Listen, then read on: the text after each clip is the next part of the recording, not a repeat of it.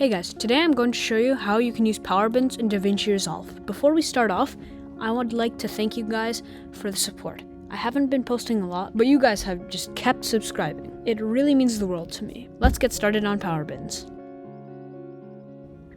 First, let's enable power bins in DaVinci Resolve.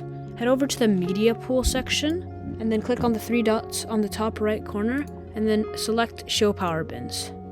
This will reveal a section that says power bins at the bottom left of your screen. Now that we've enabled power bins, let's add our assets. In my case, I'll be using a text animation I made in Fusion. You can drag and drop your text animation directly from your timeline or from your local storage into the power bin. This makes it accessible in any project you're working on. You can also make folders within your power bin to keep things organized. Even I use this tool. I'm going to drag my text into the title animations section. And also you can rename it if you want. I forgot how to do that though. Oh, you just double click, okay.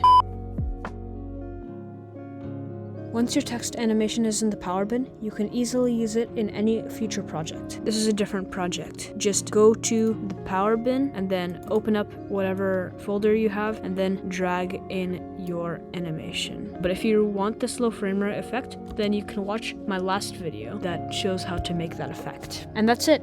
You've now learned how to use power bins in DaVinci Resolve to efficiently manage and reuse your text animations across projects. This can save you a ton of time and keep your workflow organized. If you enjoyed this video or found it helpful, please leave a like. Thanks again to everyone for the support. I hope that we can get 50 subscribers soon. Bye!